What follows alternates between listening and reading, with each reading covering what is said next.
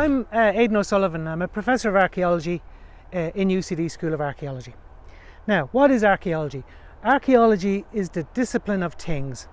We look at how people in the past and in the present create their own distinctive social worlds through what we call material culture, which is basically stuff, things. So our clothes, our shoes, our cars, our houses, all of those material things.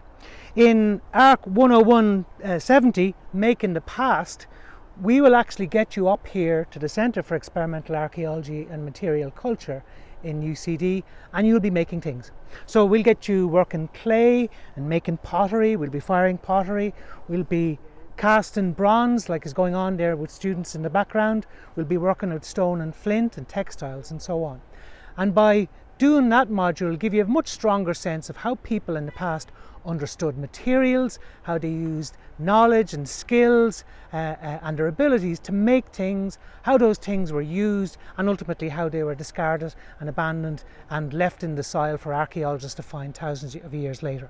And really doing archaeology gives you as a sense of the diversity of the human experience, how people have organised their societies all across the world over 10,000 years.